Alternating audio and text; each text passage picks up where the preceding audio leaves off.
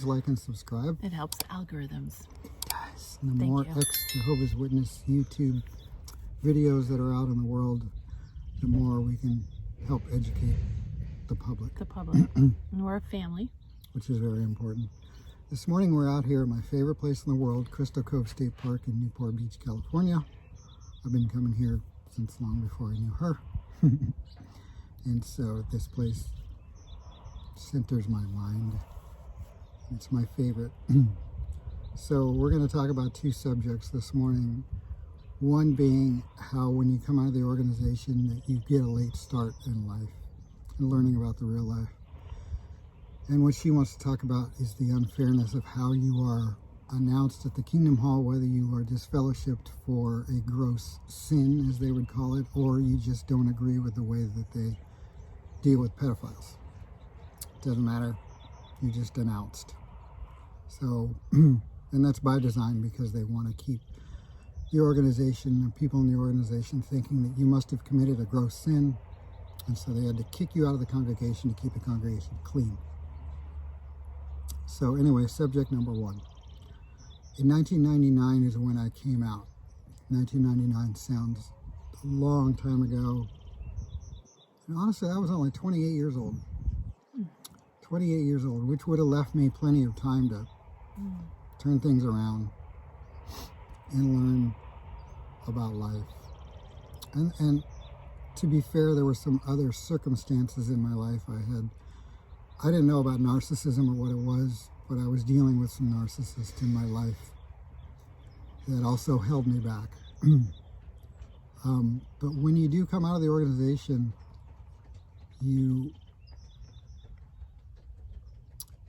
I felt like a 16-year-old kid, even though I was almost 30 years old.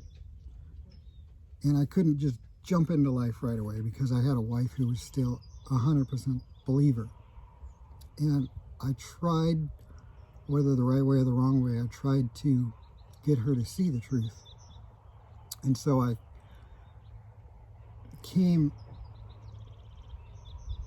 went into it with a lot of hope that she would come out in 6 months or a year or quickly. But as what happens is the years keep ticking by.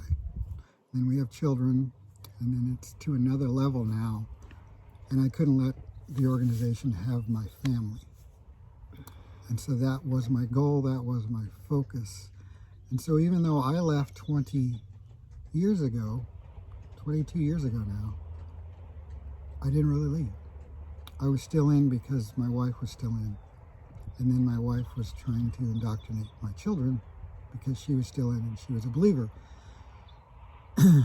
So that was my life's goal, is to get my family out of this evil cult. And almost 2 years ago now it worked, and my wife left, and I was 48 years old. And now my wife and I are 50 years old. And we don't have the security that I wish we had. We are renters. Pretty much, I have a business where I trade time for money, trade a service for money. And at 50 years old, and I have a physical business too, so at 50 years old, it's getting hard for me. And so I'm trying to figure that out. But this is what happens when you grow up in a cult that doesn't let you go to college, doesn't let you live for this life. You have to live for the next life, which means that you serve the organization, Jehovah's organization, so that you can make it into the new system and have a happy forever life in paradise. So this is your goal, this is your focus. And when you come out, you're pretty much screwed. And depending on the amount of help that you have, maybe from family members, parents, or don't have, is defines your struggle from then on out. There's been people who have come out and have had absolutely nothing. There have been people who have come out and had family and friends that have taken them in, and help them get on their feet and everything in between. But in my case, I came out, I didn't know anything about life, I was ignorant. And then I basically had to stay in for another 20 years until my family came out. And now here we are, old, relatively old for getting a start in life. And it's difficult. I don't know what else to say about it other than it's difficult, it's scary, but here we are. And I just wanted to say that. But we'll get through it. We're not dead, relatively healthy, and we're figuring it out. I think that these are reflections that you get when you're quiet and you have time to think. I know that with our family, as we're busy, I am a homeschool mom. My husband is very busy just working all the time. So there's challenges. And when you finally get sick and you sit down quietly and you think and reflect on your life, you start to realize and peel away all the unfairness of it all. So I think Jason's had time to think about all of it, and that's kind of where he is right now. And I think most people who have time to think about it, you get an opportunity to reflect your past and what we've done to hinder ourselves from growing. And that's where we are now. And we see that, we see all the time that has been wasted, where we have to pull ourselves by our bootstraps and keep going. And that's something that was, for me, I was supposed to be in the new world already. We all were. Yeah, and we should have already had like whatever home we were given, or however it was supposed to work out. In my mind, I didn't have any really idea. I just figured, oh, well, Jehovah will take care of it. And Jehovah will handle it. And yeah, so it's hard when you come to these reflections, but don't give up, and don't feel like you have to go back. We don't have family. Like if you've listened to any of the videos that I've had in the past, my mom was one of Jehovah's Witnesses. She recently died, and I got disinherited, and that's okay. I kind of knew how that was going to work out. And so as you realize that sometimes your family is just not going to be there for you, you can still keep going. And even though you've made lots of mistakes, it's okay. You're going to get through it. It's not the end of the world. And when you look at other people's lives, you look at how people destroy their lives all the time, and yet they can come back and get back on their feet. Sorry, we're outside, so we never know what's going to happen. Jason mentioned to you too that with a bug in my bonnet this morning, and I realized I had recently got a phone call from a sister. Well, actually, we had seen each other. I was walking with my girls, and she, we chatted. It was very congenial. There was nothing held back. We just chatted like we normally did. And then I got a text at 1:30 in the morning, but I didn't notice I was asleep. And she asked me if I was disfellowshipped. And I guess... No, she said that somebody told me you're disfellowshipped, but I thought that's impossible. Right. And I had a good reputation as a sister. I mean, we traveled across the country, and when I had gotten, I guess I didn't even know how things worked as a Jehovah's Witness. I didn't know that elders wrote a letter to another area, and then those elders got a letter about my family. And before I left, I had some elders come up to me and say, oh, we're going to be so sorry that you're moving. I was in California at the time. And one of the younger elders piped up, oh, yeah, I wrote you a beautiful letter about yourself and your family. Do you want to read it? And I was always the kind of person as a Jehovah's Witness, even when I was a Jehovah's Witness, how it didn't matter what these men thought of me, because I knew who I was and I knew that I had a good relationship with my God. So I didn't care what they wrote in the letter. I just thought, I didn't even think of it. I didn't even realize it didn't hit me. And I was probably, what, 10, 12 years ago that happened? 10 years ago. Because it didn't matter that they wrote those letters. I always thought, well, people can change between. So how do they know that I'm going to be the same person that I was? I mean, even as a witness, I would think these things. So I never read the letter. It didn't bother me. I'm like, no, you don't have to read the letter to me. I know it was going to get sent to Virginia. So they'd keep tabs on you. And as publishers, we don't even realize that. As a publisher and very solid in my thinking about apostates, right? Apostates.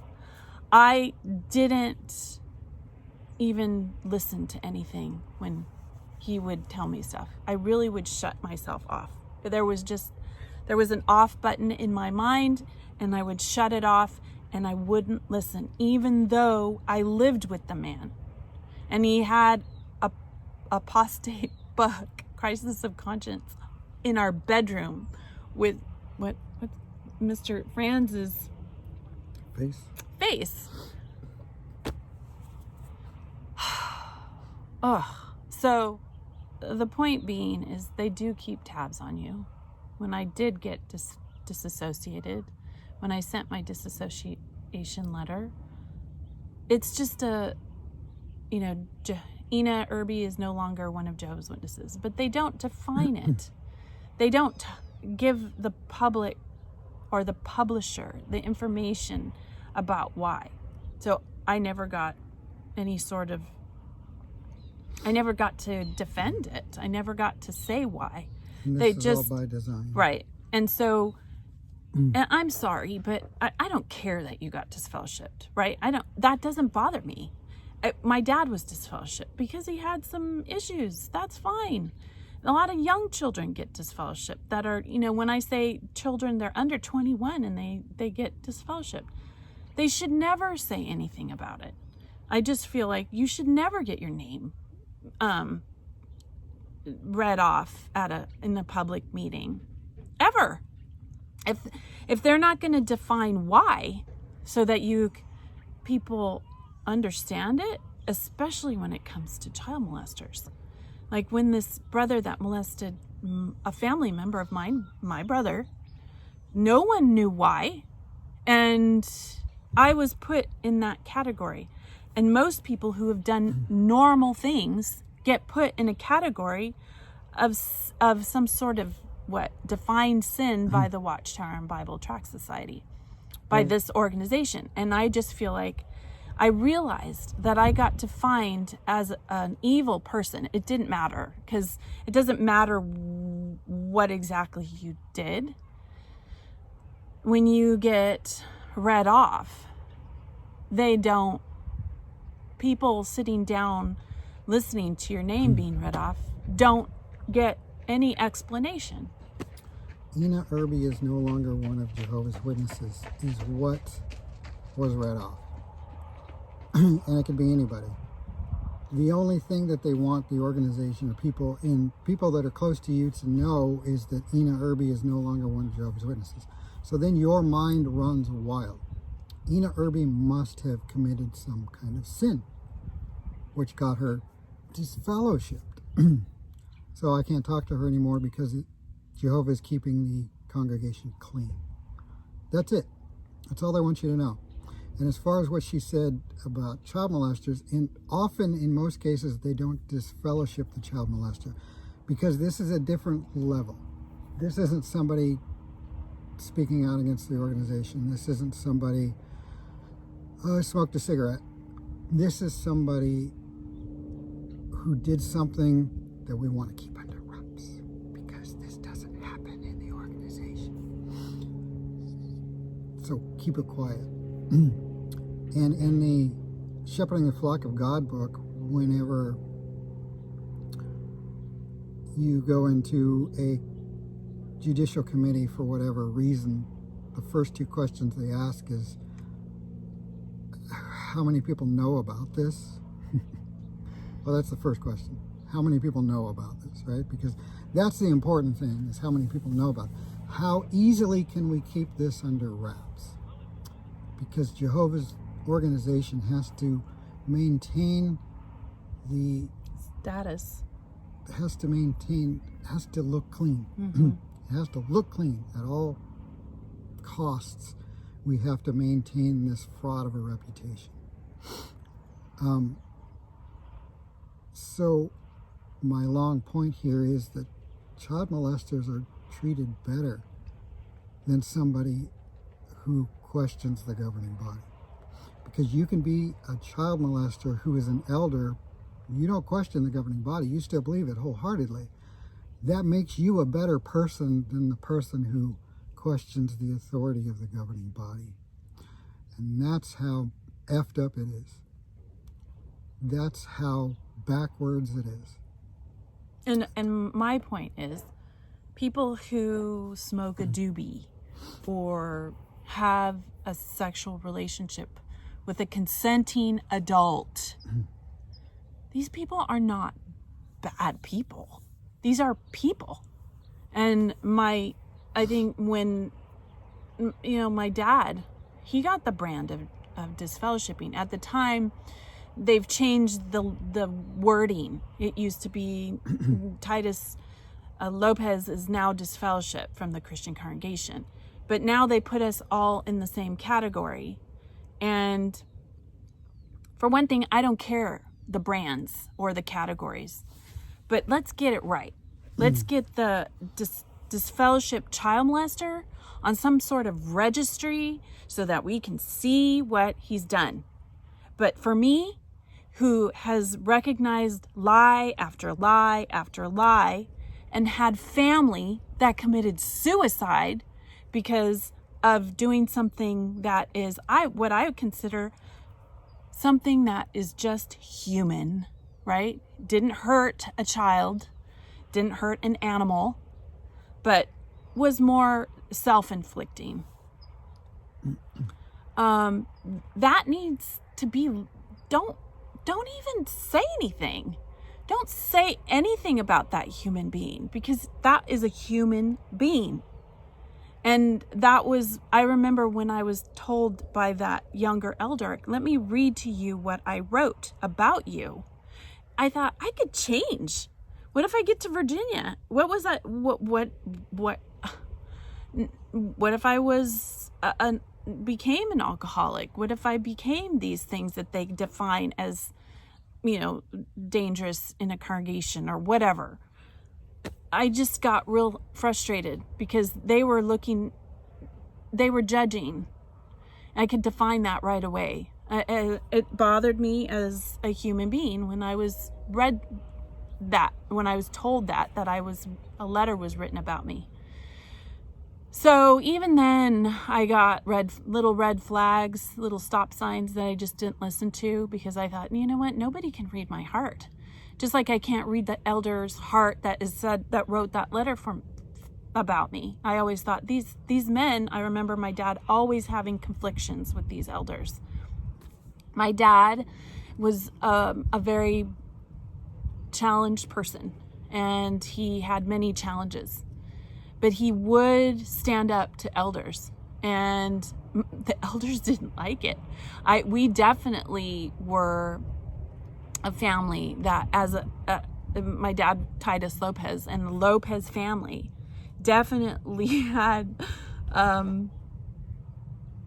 like a brand on us, because my mom and dad were always arguing. The congregation knew that we had family problems.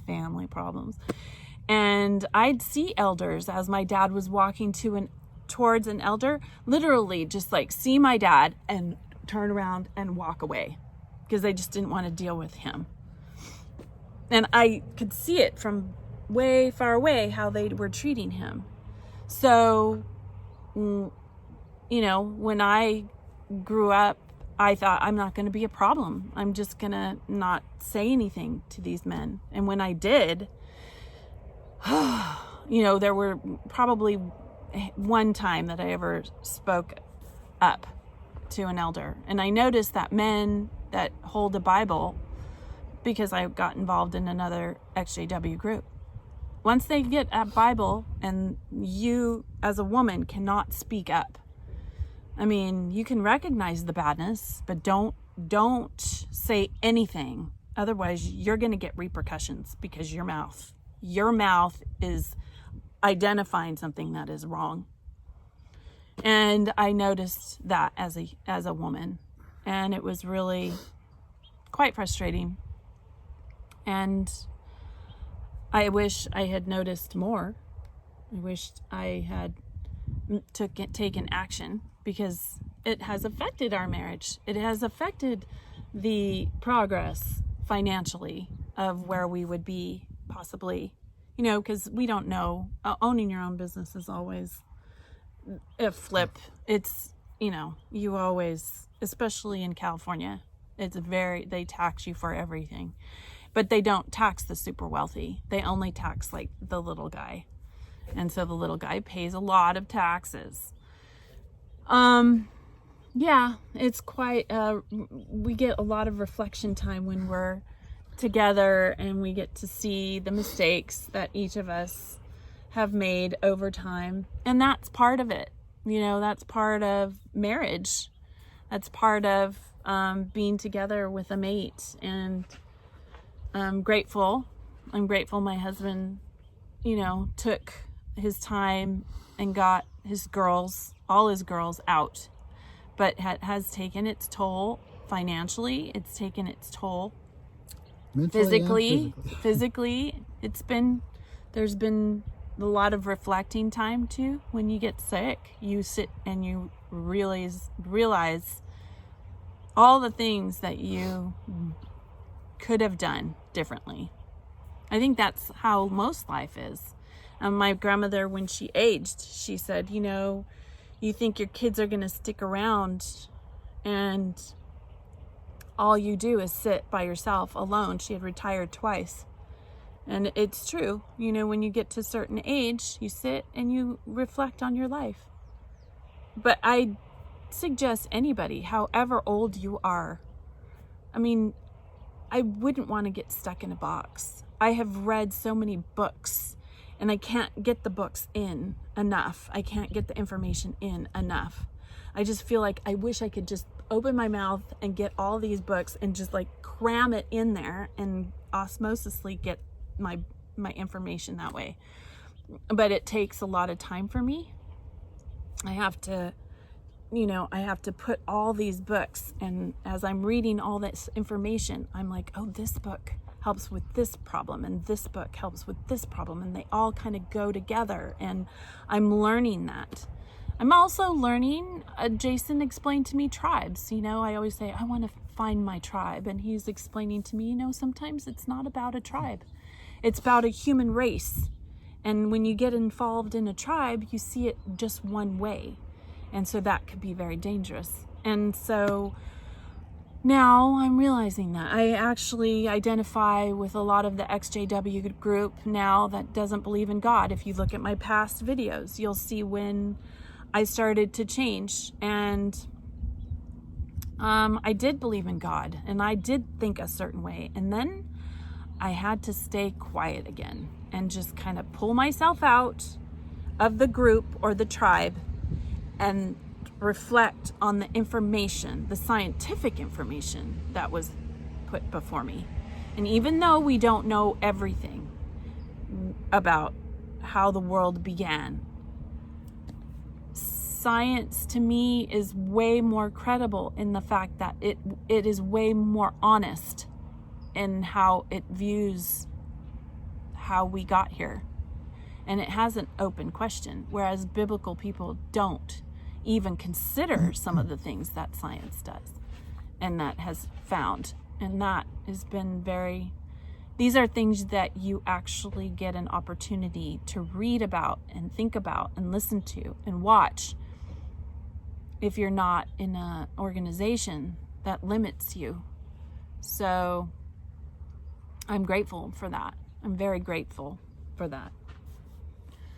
Well, we hope this helps you on your healing journey. Thank you for taking the time to watch, everybody. Thank you for your very kind comments. Yeah, I love my comments. I love my comments. They help me. They help me. They help me. Me. And if they're not too strange, I read them to my girls. And my girls are growing along with us. So, yeah.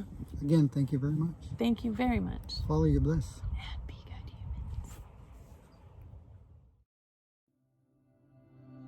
humans.